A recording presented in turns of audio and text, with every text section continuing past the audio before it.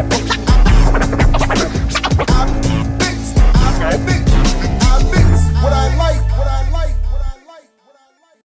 right, what's up, world? Welcome to another edition of I Mix What I Like at imixwhatilike.org.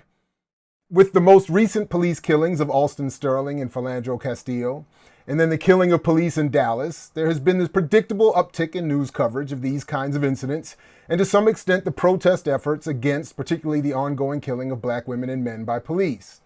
From the mainstream to nominal alternatives, media outlets have returned to a familiar routine of focus and then debate or discussion over how these incidents are covered, media bias, race, and so on. But little discussion occurs of the value to these outlets and the behind-the-scenes sponsors, both political and commercial, that is generated by so much of the coverage of what amounts to mostly black death and or abuse, or the impact on these various communities that the coverage might have. To do some of that, we have back with us Dr. Safiya Umoja-Noble, who is an assistant professor in the Department of Information Studies in the Graduate School of Education and Information Studies at UCLA. And we invite you back to hear her previous interview with us on the political economy of the internet and surveillance literacy at imixwhatilike.org. Dr. Noble, welcome back. Thank you. So great to be here with you. So if you would, just briefly summarize your approach to this issue for those who might have missed that previous interview, and then tell us some of what you've seen this last week or so regarding the media coverage of these killings and what broader impact you might think it has that is not being discussed. Sure. Thanks for that. You know, I tell you, the work that I've been focusing on here in the past few months has really been trying to increase our level of understanding about how much media corporations in particular are profiting from the circulation of these videos of police brutality, police murder of Black people in the United States. And, you know, on one hand, I know that we have a narrative that we know we see these videos and therefore we know and we're able to have impact, or these videos, these records are somehow have impact. But of course, what we really know is that despite all the records and videotape that we've had over the last several years, we could go back as far as Rodney King, it actually never amounts in convictions of people who murder Black people. What it does, however, translate to is a tremendous amount of media value.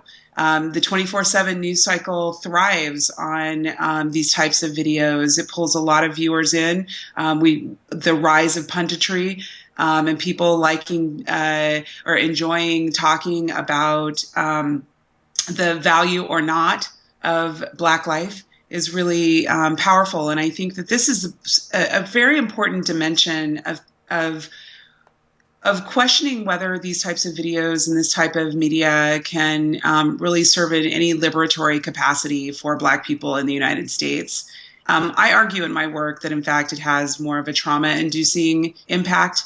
I've seen people all over social media this week, myself included, really bothered by white silence about the abuse of Black people in their social networks. We see people who are fragile, people who are already vulnerable, made more fragile by the trafficking of these kinds of images, and ultimately who benefits when these types of videos circulate. Certainly not the families of the victims. Instead, we saw, a girlfriend put in handcuffs and driven away in a police car. Right, even with the video, the total lack of regard and compassion for the human beings who are the subjects of these videos. And so I think we need to keep talking about surveillance video, the rise of the surveillance state, the way that it is playing into the political moment that we're in. There's no doubt in my mind that some of the tactics that we see that are happening in the media and the stories that are being, in my mind, exaggerated, some might say fabricated, feel like a play out of the COINTELPRO playbook from the 1970s, in my opinion. So I think we have a lot to do beyond kind of being in the trauma of these videos and what the media is doing and circulating. these and deriving a whole host of conversations around these videos, I think we have to pull back and say, to what degree are these records serving us or really being used as a disservice to us? I mean, we've certainly seen some of the victims' families and survivors of these police killings sort of recoil at the constant replaying of the incidents and have said themselves, I think Lavish Diamond herself said that she was struggling at all the replaying of the incident. But on the one hand, so I can already hear some of the pushback to this conversation being, well, if it wasn't for Lavish taking the video on Facebook, and if it wasn't for people putting the video out, people wouldn't know about these incidents, or there wouldn't be enough proof to even though, as you said, that the convictions don't always come, forward. There wouldn't be any proof. There wouldn't be any, outcry. There wouldn't be the kind of attention even from protesters of these incidents. But, and again, I don't want you to, we don't have to remake the argument you've made in our previous interview, and we'll of course link to that. But if you could just say a few words about who else is benefiting. So, okay, we got some attention to these cases. Okay. Maybe some more attention or critique of the police will occur, or maybe, I guess theoretically, there's a chance that police might actually be convicted or punished in some way, or some new policies evolved out of all of this. But at the same time, there are definitely concrete, there's a concrete benefit to some. Yes. Listen, there aren't,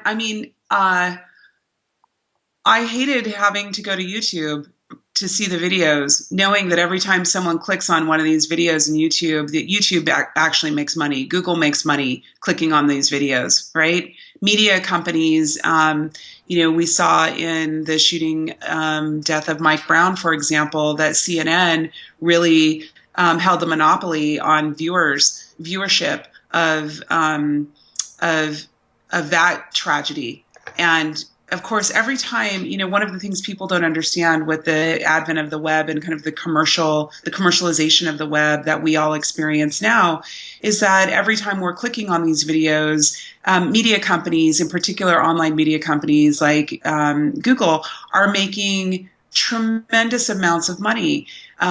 We won't see it for a bit of time, but trust me, it won't be very long before you're watching a Geico ad before you watch the murder of another African American, as is already happening online, right? So corporations are able to see that the public is galvanized also around watching, whether in sympathy or with derision, these videos, and they're able to place their media and make money. And so that is such a crass example of the way in which Black Death is commodified. And it's commodified both in mass media and online. And to me, again, when it's such it's a travesty that the families and the victims of these murders that are continuing to happen, that have happened, they're not making any money, trust me, on those videos. Right. So the people who are actually in the most need of resources, money, who've lost an earner in their household or in their family, who've lost an emotional and psychological contributor that can never be replaced, that can never be monetized, right? They'll never see a penny from the commercialization of these videos and the way that they're placed, owned, controlled, and go viral. And again, we have to be thoughtful and make these linkages, I think, when we talk about what the interventions are going to be, what the policies are going to be. Is it okay for major corporations to profit off of Black Death? That's happened for many years. We could go back to the origins of insurance and banking if we want to go there, but that's probably another show. Right. But just very quickly, because I don't want to let the immaterial benefit off the hook either, which does become a material benefit. That is, we know CNN credits its rise to fame with the first Gulf War. So the invasion or reinvasion of Iraq and the killing of hundreds of thousands of Iraqis, and never mind those of us fools who were sent there as U.S. military service personnel, duped into that service, who lost lives and caused the loss of other lives, all to benefit, in this case, the rise of CNN for whatever good that's supposed to mean for the rest of us. But it also happens with so-called alternative media as well. And I've had a personal, strong critique, and I've contradicted it in my own work, admittedly, but of a lot on the so-called white alternative left, progressive left, who also get bumps in media coverage and get bumps or attention rather for their coverage of these incidents, when a lot of their general media attention and room they allot for interviews and perspectives don't go to these communities that suffer all these instances, but then they're right there claiming, so and then of course they all can turn that into some sort of a material benefit later when they're going for funding, commercial or otherwise. So I just wanted to throw that into the mix and to give you a chance to respond if you had a particular response to that as well. Yeah, I think it's very astute. There are, we both know, because kind of working in academia, you see kind of the rise of pundits, including people who are academics who get paid also to come and deliver commentary. Right. There's a whole industry. The industry is a robust ecosystem. I appreciate that, you and I have these conversations for free as a labor of love, right? To try to raise awareness in the community. And but I certainly know, and as well, that there are plenty of people who make a living off of commenting. And of course, the most egregious comments typically put you to the front of the pack. Right. Which is why we have some of the more kind of, the less genuine, I think, and empathic people who often make it in front of the camera too.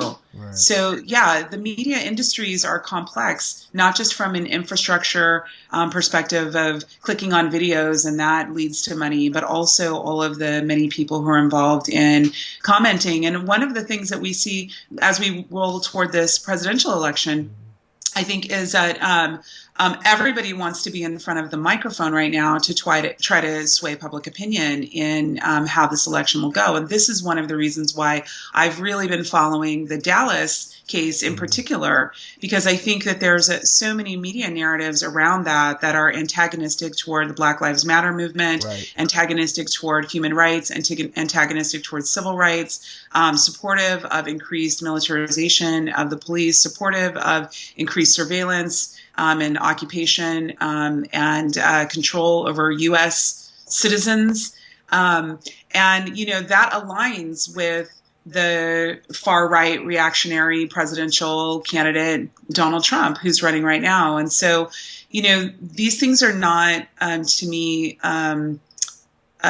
neatly packaged and separated. Right. They are, in fact, very much intertwined.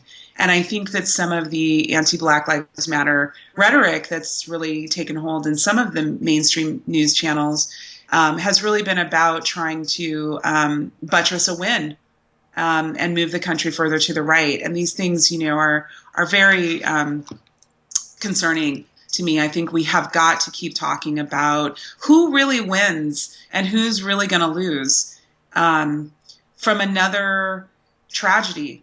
Right. And the way these tragedies are being, I'll just say that I felt like we were at a moment last week where maybe there was a breakthrough in white America that was starting to have a little bit of a tipping point toward sympathizing and calling for potentially new policies around police brutality.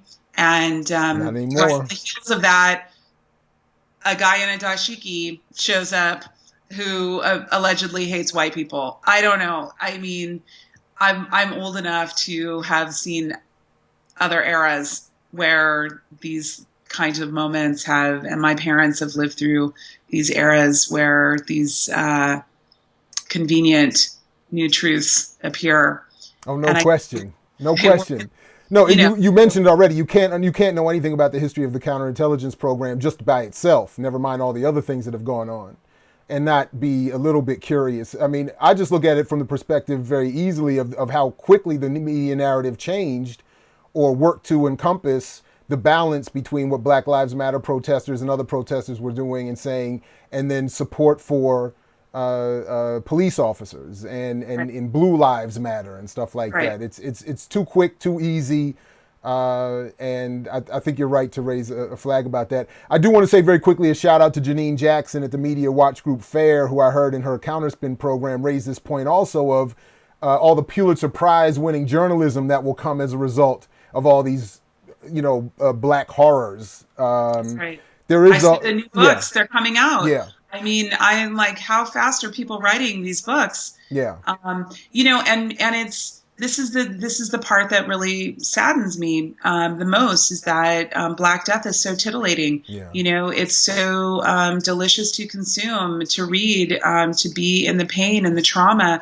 And I think that a liberatory strategy for Black people in the United States has to include a sense of hope and possibility. It has to be rooted in that. And there is something that staying in the trauma does not allow for us to move forward. Well, so just very quickly, I mean, how do you walk that line between people saying, as they've had for a long time, that seeing that image of Emmett Till got them into the civil rights movement, saying now seeing the images of Alston Sterling being shot to death will inspire people to join the movement, versus seeing it and being traumatized in a negative way? What recommendations do you have? Because I don't know how to deal with that. I was very torn and twisted over, do I watch these videos out of solidarity and for understanding? Do I turn them off because of in part being inspired by some of your work and commentary? What do you? I think not knowing is not an option, but I think that white supremacy will need to be dismantled by white people. That's just my feeling, is that the people who hold power, that to structurally implement and support and keep Black people denigrated, underemployed, unemployed, in housing insecure, food insecure, vulnerable when they walk outside their homes, and also vulnerable inside their homes. The movement is going to play a really important role in raising awareness, but also we aren't in control of these policies and these practices either. And so I think that, this is a conversation now more than ever for white America to confront. Are they comfortable living this life generation after generation after generation? So, maybe the videos will have, it's to be seen whether these videos impacting and seeing this will have an impact on the people who can change public policy and change cultural practice in the United States. I'm not entirely convinced that just because we see this, we know these things have been happening to our people for hundreds of years. This is not new information. This is not new. These are not new murders. Police. I mean, you can read the history of policing, which is a history of slave catching. So this is where I wonder to what degree will the circulation have impact, or will it just be more fodder to make money? And that's the part where I've yet to see the impact. I mean, I remember I was a grown adult when Rodney King was beaten. Yeah. And here we are. So many years later. Well, Professor Noble, thank you again for joining us and sharing us a little of your insight. We appreciate it. Thank you for having me. I always appreciate you, and I really appreciate the work that you're doing, and always happy to support you. Well, thank you very much, and thank you all for watching. As always, as Fred Hampton used to say to you, we say peace if you're willing to fight for it. So peace, everybody, and we'll catch you in the whirlwind.